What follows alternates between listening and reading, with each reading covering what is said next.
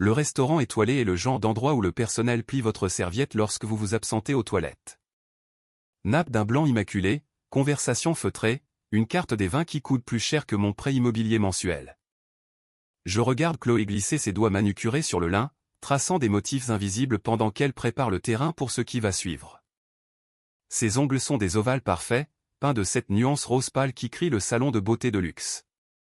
Les miens sont courts, pratiques, propres, des mains de vétérinaire. Lucas ajuste sa Rolex. Pour la 3e fois en 5 minutes. Le métal précieux capte la lumière du lustre en cristal suspendu au-dessus de nos têtes. Et je me demande si c'est intentionnel, s'il a répété ce geste chez lui, devant un miroir, pour parfaire l'image de l'homme qui a réussi. La voix de Chloé est douce, précautionneuse. C'est le ton qu'elle employait autrefois quand elle avait besoin d'argent pour le déjeuner, pour l'essence, ou cette fois où elle a eu besoin de 50 000 € pour tenir les créanciers à distance. Tu sais, Lucas et moi, nous avons beaucoup avancé dans l'organisation de notre mariage. J'acquiesce d'un signe de tête. Je ne dis rien. Sous la table, mon téléphone repose sur mes genoux. L'écran est noir, mais il est prêt. Léo m'a envoyé un texto avant que je ne quitte la maison. Juste 2 mots. Souviens-toi de tout. On a trouvé un lieu absolument incroyable, un domaine viticole en Provence, lance Lucas. Il se penche en avant, les coudes sur la table comme si nous étions de vieux amis discutant d'une opportunité d'affaires. Vue sur les vignes, cérémonie au coucher du soleil. Vraiment exclusif. Ça a l'air magnifique, dis-je, ma voix neutre. Les yeux de Chloé se mettent à briller. C'est l'éclat que je reconnais depuis notre enfance. De toutes ces fois où elle se tenait sur le seuil de la chambre de Monique, demandant juste une dernière petite chose. Ça l'est. C'est parfait. C'est tout ce dont nous avons toujours rêvé. J'attends. Le silence s'épaissit, chargé de non-dits. Le truc, c'est que... Poursuit Lucas, et sa voix change. Elle se durcit. Le domaine exige un acompte substantiel et, avec les conditions actuelles du marché, liquider certains actifs nous mettrait dans une position désavantageuse. Je manque de sourire. Il parle comme quelqu'un qui a regardé trop d'émissions sur le business. Il se trouve que je sais que sa société d'investissement tient à peine debout. Que le costume de créateur qu'il porte a probablement été acheté avec une carte de crédit qu'il ne peut pas se permettre de rembourser. Ce que Lucas veut dire, intervient Chloé en tendant la main pour prendre la mienne par-dessus la table, c'est que nous avons besoin d'aide. Que la famille est de la famille. Voilà. C'est dit. Nous avons besoin de 75 000 €, annonce Lucas, d'un ton direct, comme s'il commandait une entrée. Le chiffre reste suspendu dans l'air entre nous, lourd et obscène.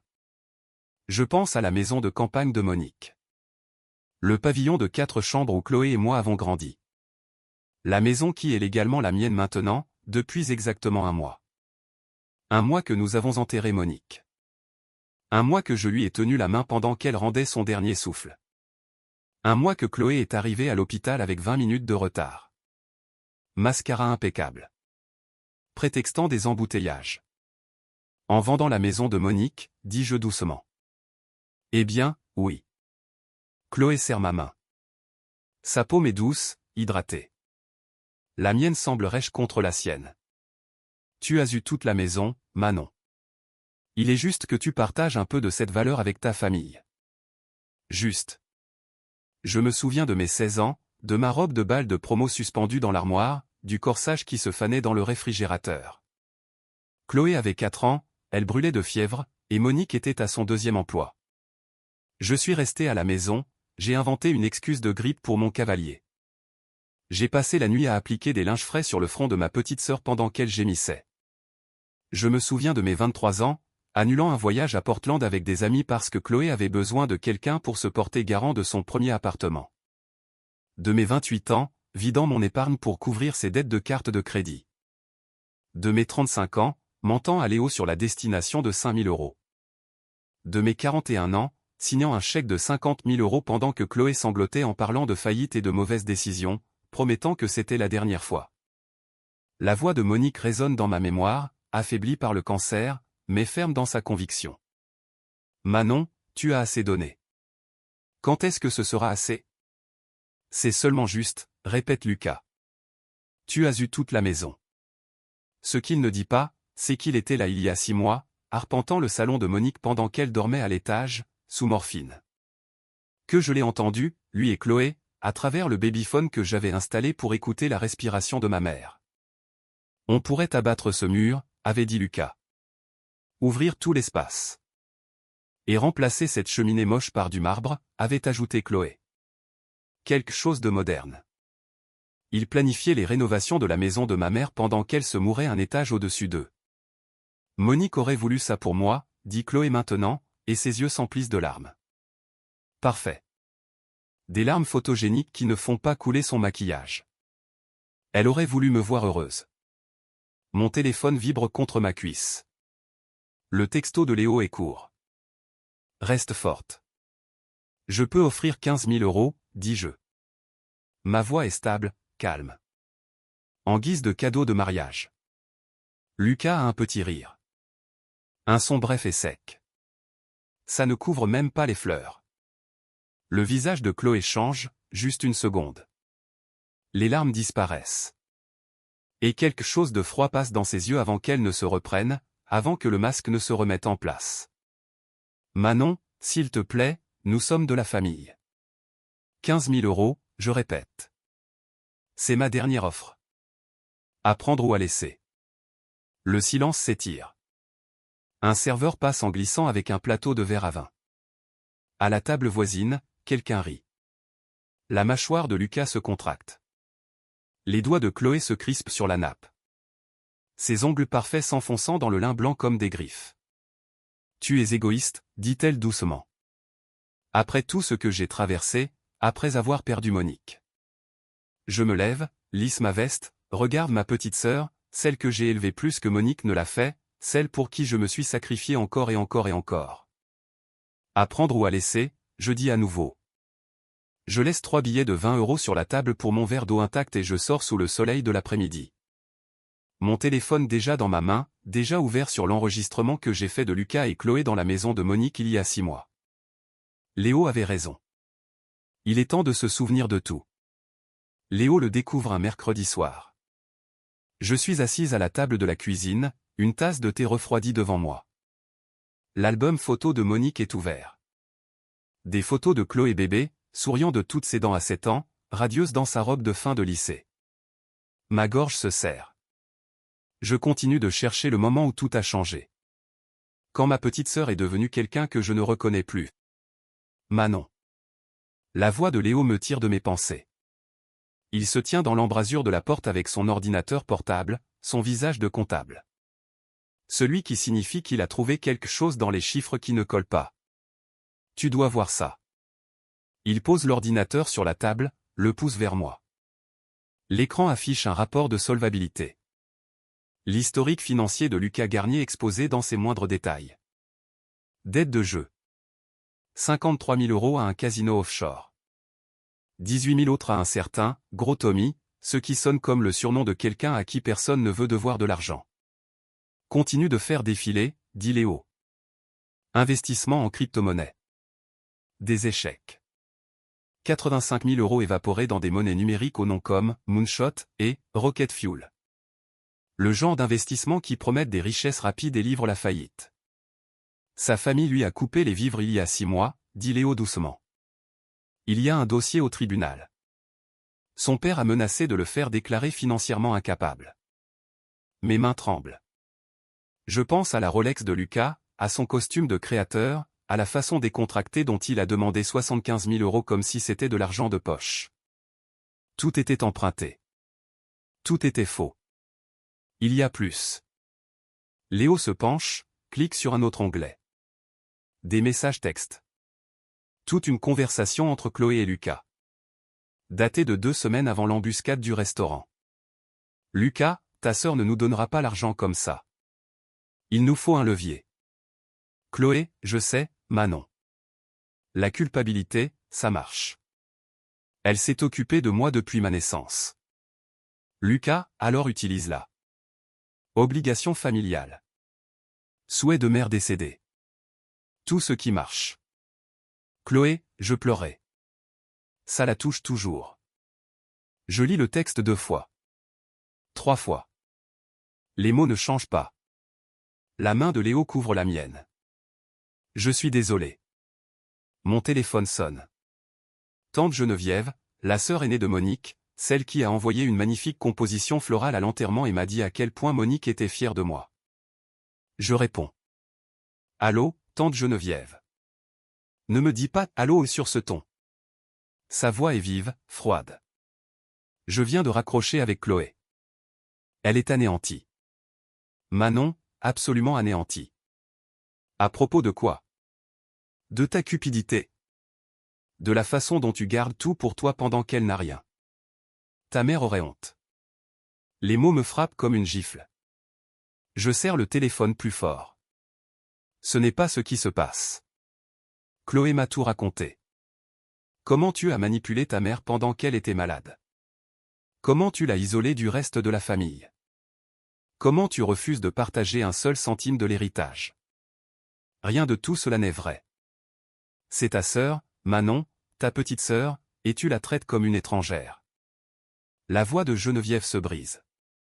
Je pensais que tu valais mieux que ça. Elle raccroche. Je pose le téléphone avec précaution, comme s'il pouvait exploser. Léo me regarde, la mâchoire serrée. Elle a appelé tout le monde, dis-je.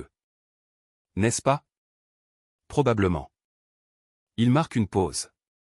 Vérifie ton Facebook. Je n'en ai pas envie. Je le fais quand même. 3 cousins m'ont retiré de leurs amis. Le groupe de discussion familiale, celui qui partage habituellement des recettes et des photos de bébés, est devenu silencieux. Non, pas silencieux. Je remonte le fil. Il parle toujours. Il ne m'inclut tout simplement plus. Une certaine Camille, une cousine au 2e degré que je connais à peine, a publié un statut vague. C'est triste quand les gens montrent leur vraie couleur après une tragédie. La famille devrait passer en premier.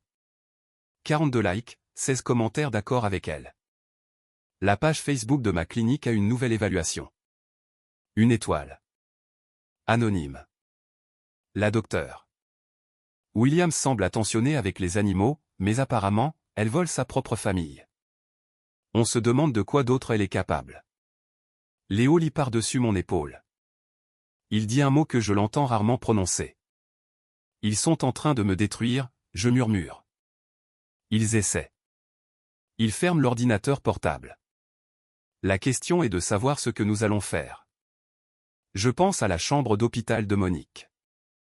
Ces dernières semaines où Chloé est venue 2 fois, restant peut-être 20 minutes à chaque fois. Quand je dormais sur le fauteuil à côté du lit de Monique, lui tenant la main à travers la douleur, lui faisant la lecture quand elle ne pouvait pas dormir. L'infirmière en soins palliatifs, Nathalie, tenait des registres détaillés.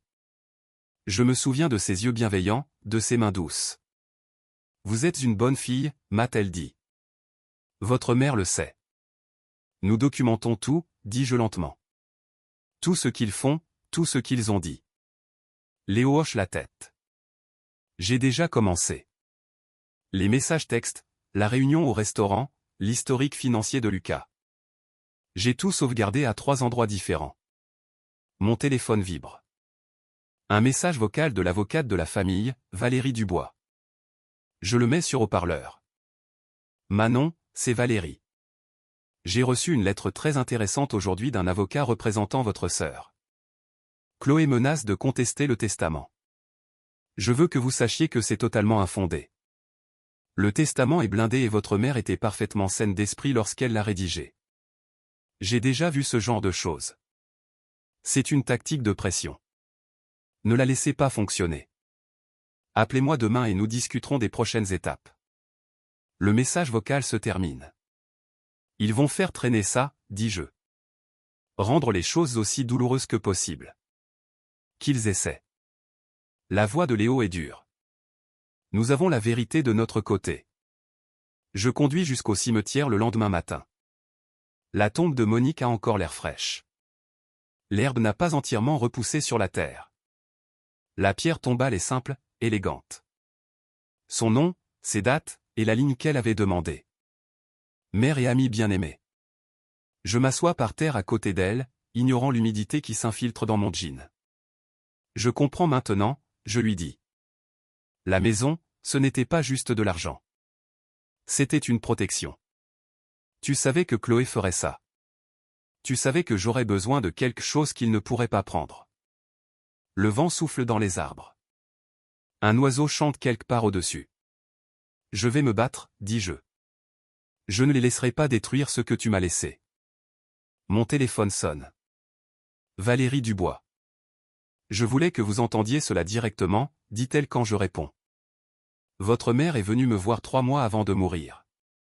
Elle a mis à jour son testament spécifiquement parce qu'elle s'inquiétait pour Chloé. Elle m'a dit, et je cite, « Ma fille aînée a tout donné. Ma fille cadette a tout pris. Il est temps que cela cesse. » Je ferme les yeux. Monique savait. Bien sûr qu'elle savait. Merci, j'arrive à dire. Il y a une dernière chose, dit Valérie.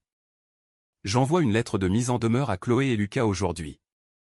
S'ils continuent cette campagne de dénigrement, nous avons des motifs pour une plainte pour harcèlement.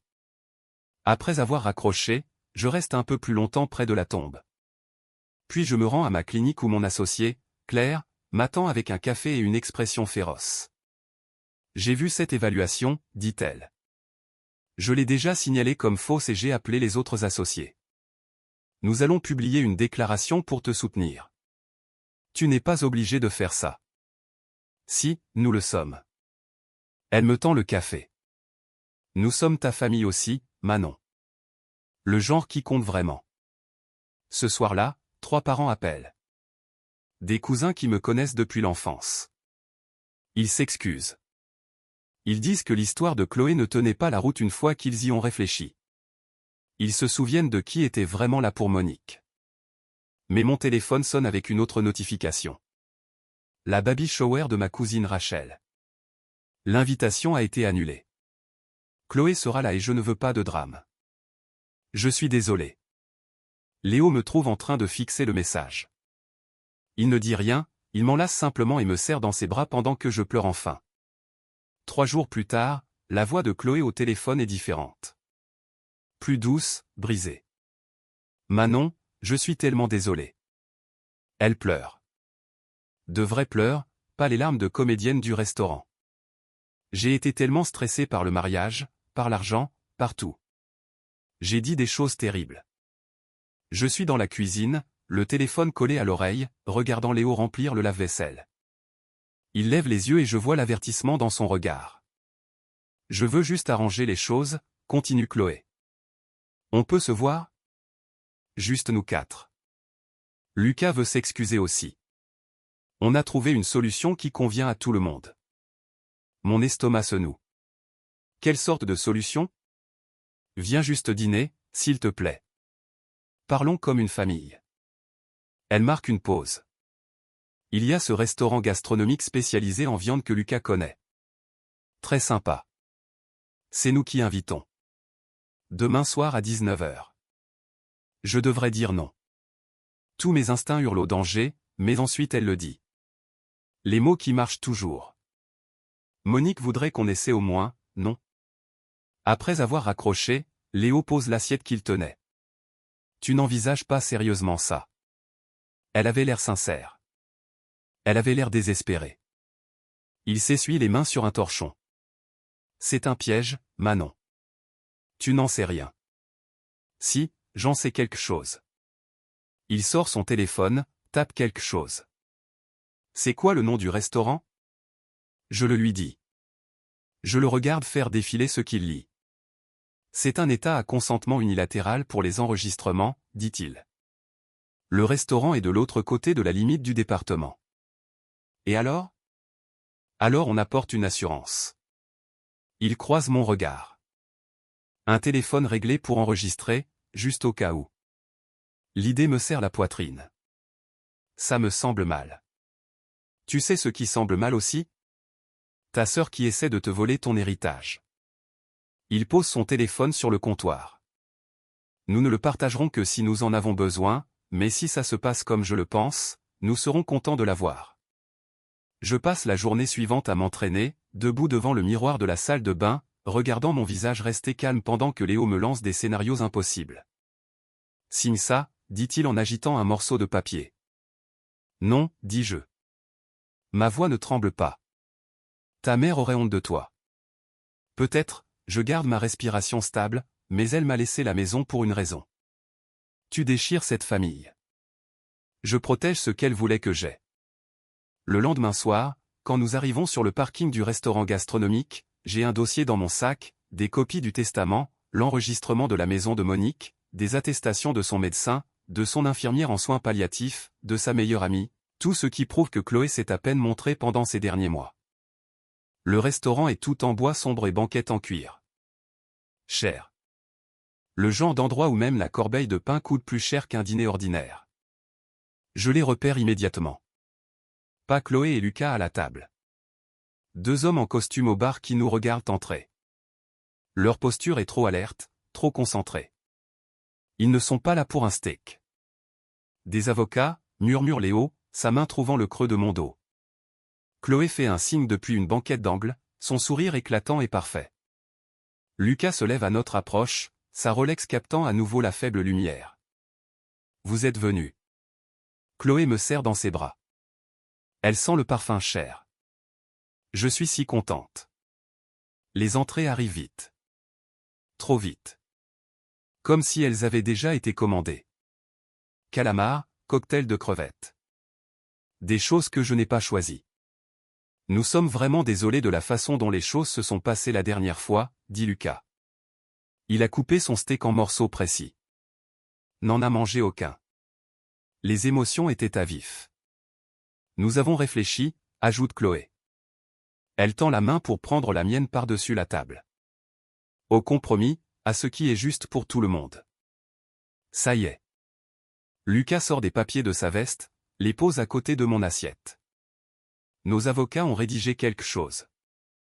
Juste un simple accord. Je baisse les yeux. Les mots dansent. Acte de renonciation. Document de fiducie. Le nom de Lucas a trop d'endroits. C'est très simple, dit Lucas. Tu transfères la maison dans une fiducie familiale.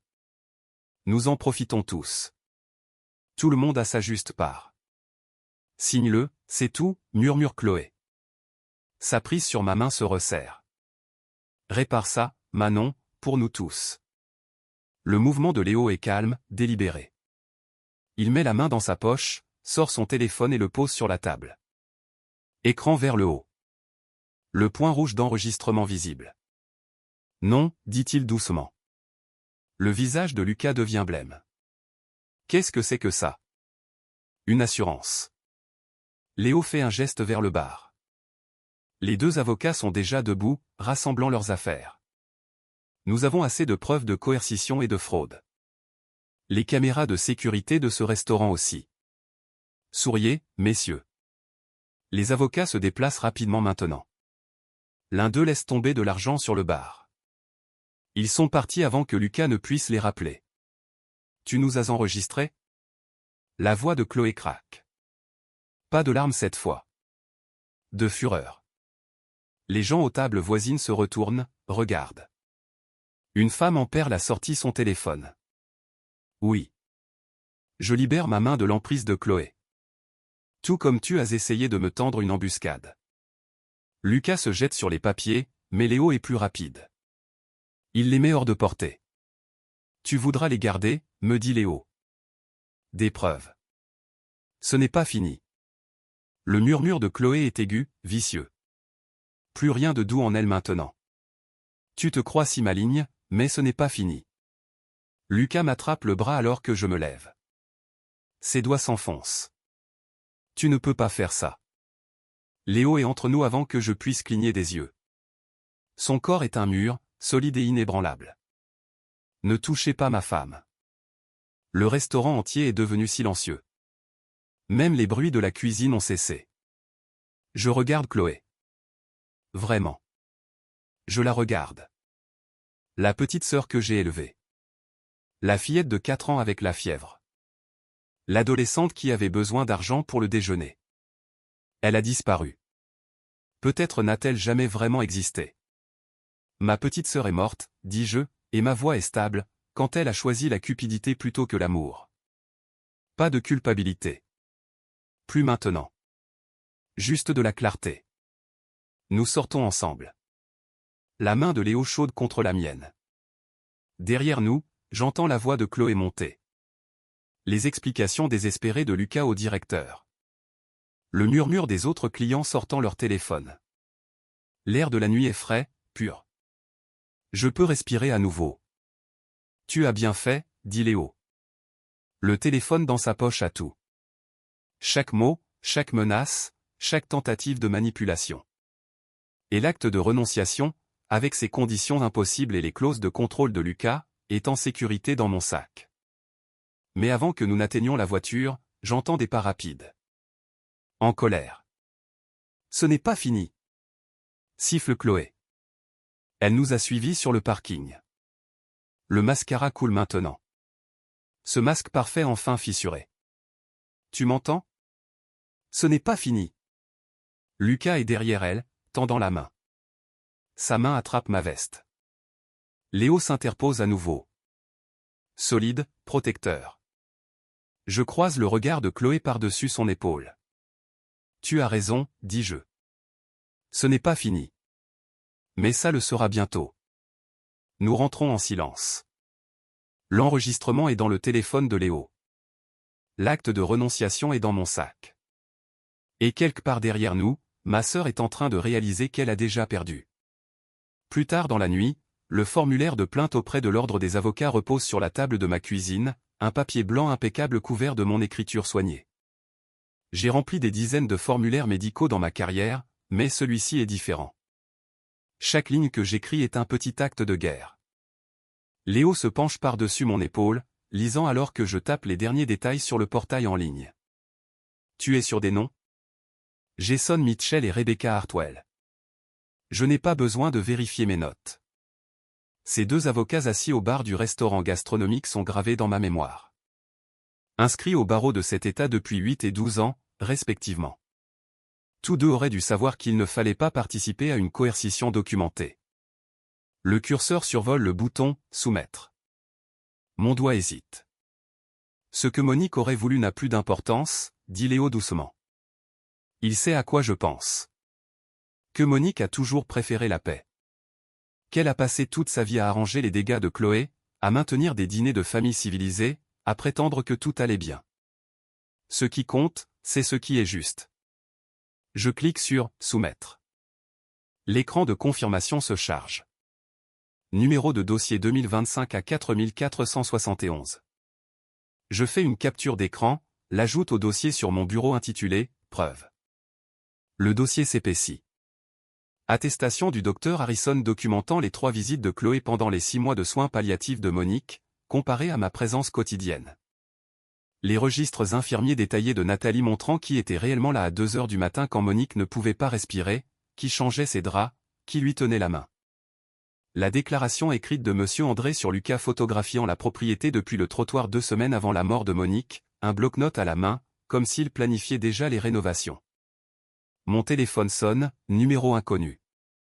Je le laisse aller sur la messagerie vocale, mais l'appel suivant arrive 30 secondes plus tard. Même numéro. Réponds, dit Léo. On enregistre tout maintenant. J'appuie sur le bouton du haut-parleur. L'application d'enregistrement est déjà en cours. Allô, c'est Manon. Madame Williams, ici Philippe Garnier. La voix est profonde, autoritaire. La vieille bourgeoisie essayant de paraître raisonnable. Le père de Lucas. Je ne dis rien. J'appelle au sujet de cette situation malheureuse avec mon fils et votre sœur. Je comprends qu'il y a eu une certaine tension concernant une propriété familiale. Tension. Le mot a un goût amer. C'est comme ça qu'on appelle une tentative de fraude maintenant? Une pause. On m'a informé de l'existence d'un enregistrement, que mon fils prétend avoir été obtenu illégalement et utilisé pour le menacer. Léo secoue vivement la tête. Je l'ignore. L'enregistrement a été fait dans un état à consentement unilatéral, Monsieur Garnier. J'ai vérifié avant d'aller dans ce restaurant. Tout sur cet enregistrement est légal et recevable. Néanmoins, sa voix se durcit, si cet enregistrement est partagé publiquement ou si vous continuez cette campagne de harcèlement contre mon fils, nous n'aurons d'autre choix que de porter plainte pour diffamation. Lucas est prêt à prendre toutes les mesures légales nécessaires pour protéger sa réputation. Le rire sort avant que je puisse l'arrêter. Sec, amer. Sa réputation? Celle où il a essayé d'escroquer une femme en deuil de son héritage? Cette réputation-là? Je vous encourage à parler avec votre avocate, Madame Williams, et à vous rappeler que les batailles juridiques sont coûteuses, longues. Je dispose de ressources considérables. La ligne se coupe. Je fixe mon téléphone. Mes mains sont stables, mais quelque chose de froid s'est installé dans ma poitrine. Il bluffe, dit Léo. C'était une tactique d'intimidation. Peut-être. J'ajoute l'appel à ma chronologie, notant la date, l'heure et le contenu. Le document fait maintenant 15 pages. Chaque texto de Chloé, chaque publication sur les réseaux sociaux, chaque appel téléphonique menaçant, tous horodatés, tous organisés, tous sauvegardés sur 3 services cloud distincts. Mon ordinateur portable sonne. Notification par email. Je l'ignore presque, mais l'objet attire mon attention. Je pense à toi. C'est de quelqu'un nommé Léa Mercier. Je ne connais aucune Léa Mercier. Je l'ouvre quand même. Le message est court, doux, sympathique. J'ai vu le post de Chloé sur le fait que sa sœur lui manque, et je voulais juste prendre de vos nouvelles. Je ne peux imaginer à quel point il doit être difficile de perdre votre mère et d'avoir ensuite un conflit familial en plus de ce deuil. Chloé m'a montré de vieilles photos de vous deux ensemble. Elle semble être une personne si aimante. J'espère que vous trouverez dans votre cœur le pardon pour le malentendu qui s'est installé entre vous. La famille est si importante.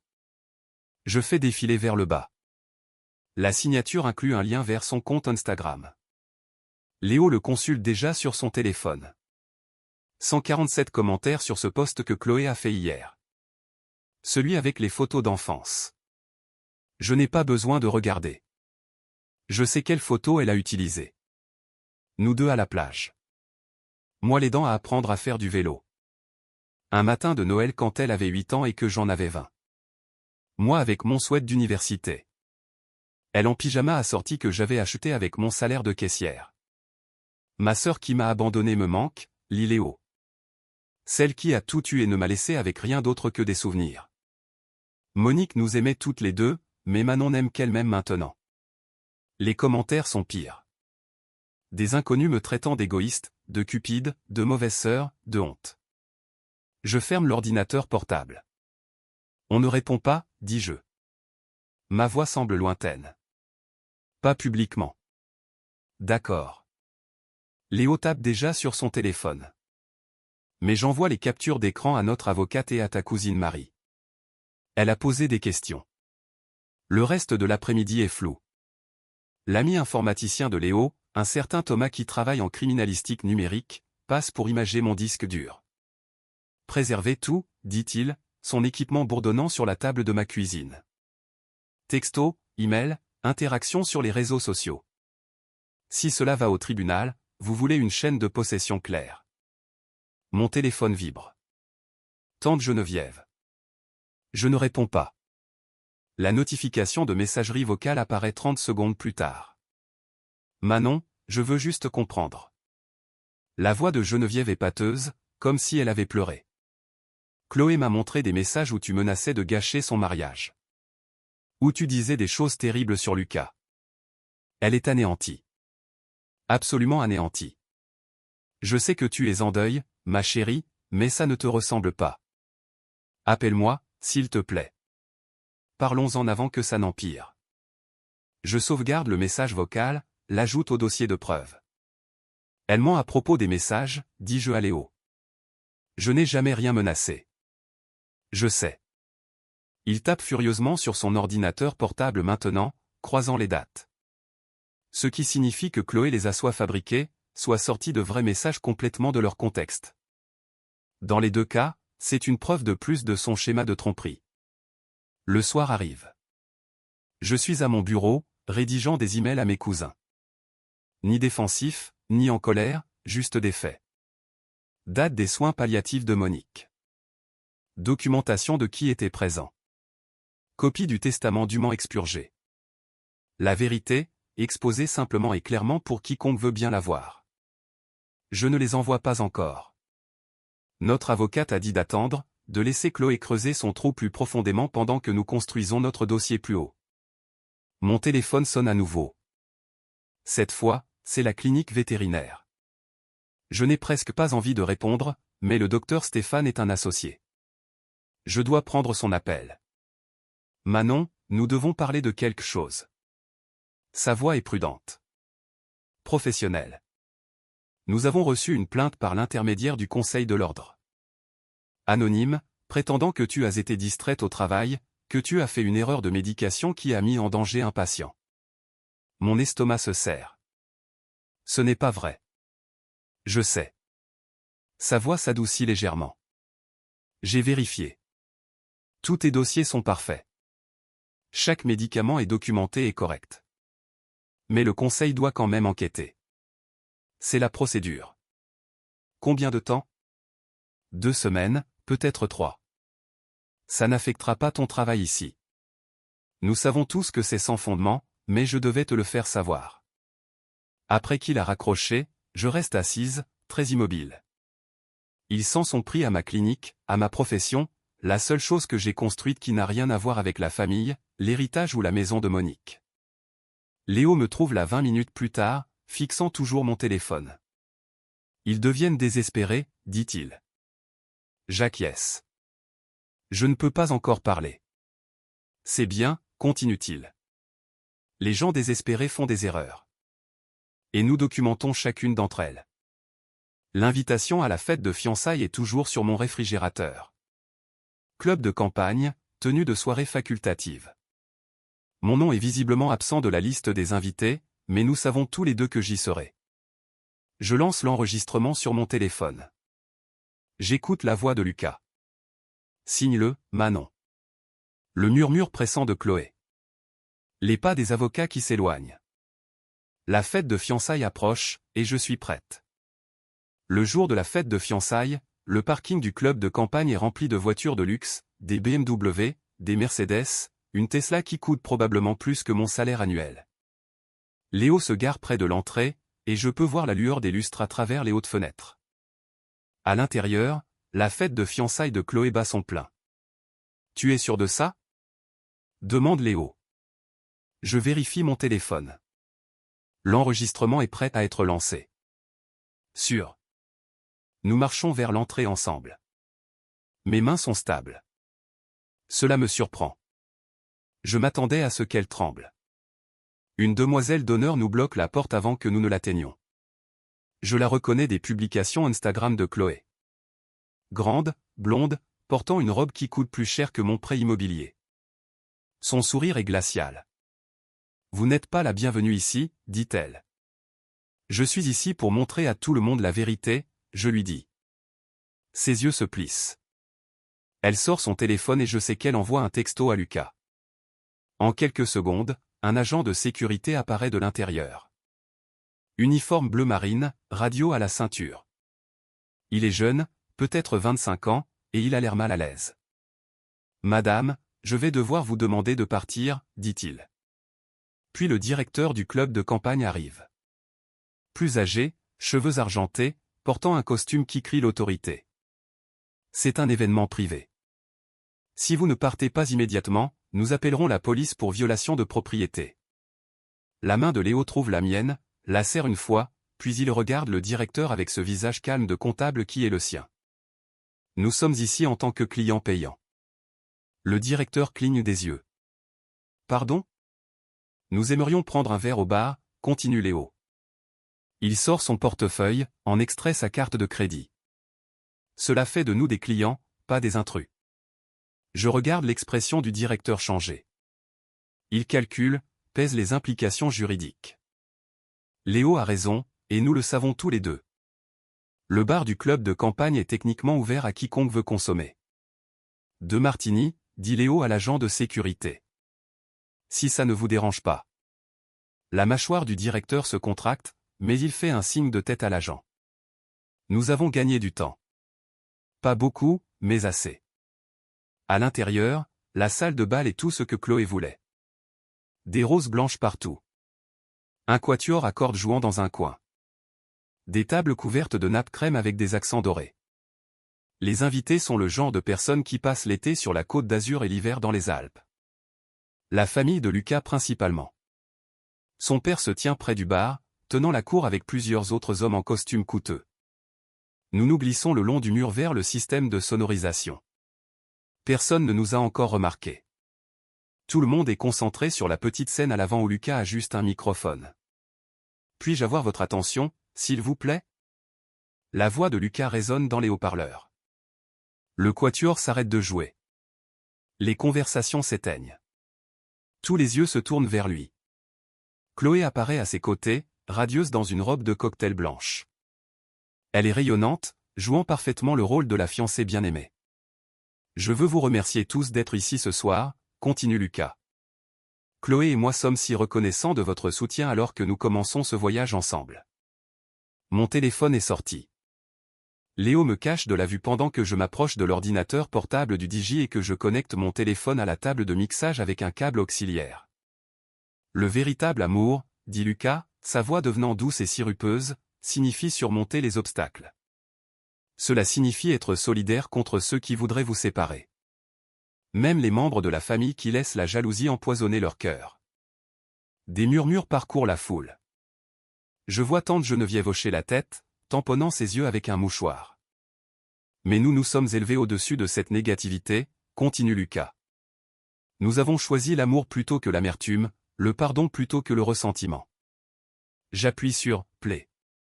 Le son remplit la salle de bal. Clair comme du cristal, sans équivoque. La voix de Lucas de l'enregistrement du restaurant. Signe juste l'acte de renonciation, Manon. On peut en finir en 5 minutes. La voix de Chloé, urgente et aiguë. Signe-le, Manon. Le bruit de papier froissé. Ma propre voix, calme et mesurée. Vous avez amené des avocats pour me tendre une embuscade. La réponse enregistrée de Lucas. Nous t'offrons un accord équitable pour ta signature. Je regarde la couleur quitter le visage de Lucas sur la scène. La bouche de Chloé s'ouvre, mais aucun son n'en sort. L'enregistrement continue. Les voix des avocats sont claires. La coercition est indéniable. Chaque mot manipulateur, chaque menace, chaque mensonge est exposé aux yeux de tous. Arrête ça! Crie Chloé. Sa voix est rauque. Rien à voir avec le ton doux et sucré qu'elle a utilisé toute la nuit. Arrête ça tout de suite. Mais je n'arrête pas. Je laisse l'enregistrement entier se jouer. 2 minutes qui semblent durer 2 heures. Quand il se termine, le silence dans la salle de bal est absolu. Le père de Lucas bouge le premier. Il se précipite vers la scène, le visage violet de rage. Tu nous as menti. Papa, je peux expliquer. Commence Lucas. Tu m'as dit que Manon était déraisonnable. Le rugissement de son père résonne contre les murs. Tu as dit qu'elle gardait ton héritage. Tu es déshérité. Tu m'entends? Déshérité. Et tu nous dois 100 000 € pour les acomptes que nous avons déjà versés. Les invités sortent leur téléphone, enregistrent, publient. La machine des réseaux sociaux que Chloé a utilisée contre moi se retourne maintenant contre elle. Je vois les demoiselles d'honneur s'éloigner de Chloé. Je vois les parents de Lucas secouer la tête. Je vois le visage de tante Geneviève s'effondrer alors qu'elle réalise qu'elle a soutenu la mauvaise sœur. Cet enregistrement est illégal. Hurle Chloé. Elle ne peut pas l'utiliser. État à consentement unilatéral, dit Léo doucement, mais assez fort pour que les gens près de nous entendent. Parfaitement légal. Je débranche le téléphone de l'ordinateur. Je regarde Chloé. Vraiment, je la regarde. Le masque a disparu maintenant. Son visage est tordu de rage et de désespoir. C'est ce qu'elle a toujours été, sous les larmes et la manipulation. La vérité finit toujours par éclater, dis-je. Puis je prends la main de Léo et je marche vers la sortie. Derrière nous, j'entends le cri de rage de Chloé. J'entends le chaos alors que les invités se précipitent vers les portes. J'entends le père de Lucas crier encore à propos d'argent et de mensonges. Nous sortons dans l'air frais du soir. Le parking a le même aspect qu'à notre arrivée, mais tout a changé. Léo m'ouvre la portière de la voiture. Comment te sens-tu? Je me glisse sur le siège passager et je laisse échapper un souffle que je ne savais pas que je retenais. Libre. Une semaine plus tard. Le panneau « Vendu » a été planté ce matin. Lettres rouges sur fond blanc, fichées dans la pelouse comme un drapeau de reddition. Ou peut-être de victoire. Je ne sais pas encore. Je me tiens dans le salon vide où Monique gardait son fauteuil de lecture près de la fenêtre. Le parquet résonne sous mes pas. Chaque son rebondit sur les murs nus, magnifiant le silence. La lumière du soleil entre à flot par des fenêtres qui ont besoin d'être lavées, attrapant des grains de poussière dans des faisceaux dorés. Léo passe, transportant le dernier carton. Les albums photos de Monique, soigneusement emballés dans du papier bulle. Son visage sourit depuis le cadre du dessus, pris à ma remise de diplôme universitaire. Elle avait l'air si fière ce jour-là. Fatiguée mais fière. C'est tout, dit Léo, posant le carton près de la porte d'entrée. Tu es prête? J'acquiesce. Je n'arrive pas encore à parler. Mon téléphone vibre dans ma poche. Je le sors, vois le nom de Chloé clignoter sur l'écran. L'icône de la messagerie vocale apparaît quelques secondes plus tard. Léo me regarde. Tu vas l'écouter? Je tapote l'écran. Je le mets sur haut-parleur parce que je n'ai plus rien à cacher. La voix de Chloé remplit la pièce vide. Hystérique. Brute. Manon, tu dois arranger ça. La famille de Lucas l'a complètement renié. Le lieu du mariage est annulé. Tout le monde sait. Tout le monde? C'est toi qui m'as fait ça. Tu as détruit ma vie. Rappelle-moi. On doit en parler. On est toujours sœurs. Tu ne peux pas simplement m'abandonner comme ça. Monique serait tellement déçue de toi en ce moment. Appelle-moi, s'il te plaît. Le message se termine. Le silence revient, plus grand qu'avant. Même manipulation, dis-je doucement. Désespoir différent. Léo tend la main vers la mienne, la serre. Tu vas la rappeler? Je regarde mon téléphone, le nom de Chloé dans ma liste d'appels récents. La série d'appels manqués et de messages non lus qui s'étend sur 6 semaines. Elle a tout essayé. Culpabilité, colère, menaces, larmes, tout le répertoire que nous avons appris en grandissant. J'appuie sur « Supprimer ». Je regarde le message vocal disparaître. Non, dis-je. Cette petite sœur que j'ai élevée. Elle est devenue une étrangère il y a longtemps. Je ne voulais juste pas le voir. Léo me serre contre lui.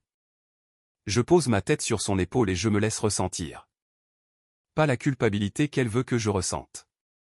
Juste le deuil, le vrai. Pour la sœur que je pensais avoir, celle qui n'a jamais vraiment existé. La nouvelle clinique a appelé hier. Tout est confirmé. Je commence dans 2 semaines. Et mon cabinet a approuvé l'accord de télétravail, dit Léo. On le fait vraiment. 500 km plus loin, une autre région française, une nouvelle maison avec vue sur les montagnes au lieu des souvenirs. Une clinique vétérinaire qui ne connaît pas les drames familiaux ou les batailles d'héritage.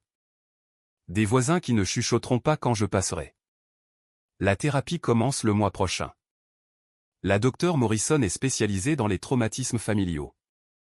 Elle dit qu'il faudra du temps pour tout déballer, pour comprendre pourquoi j'ai tant donné pendant si longtemps. Pour apprendre la différence entre l'amour et l'obligation. Colette Leroy a organisé un dîner d'adieu la semaine dernière.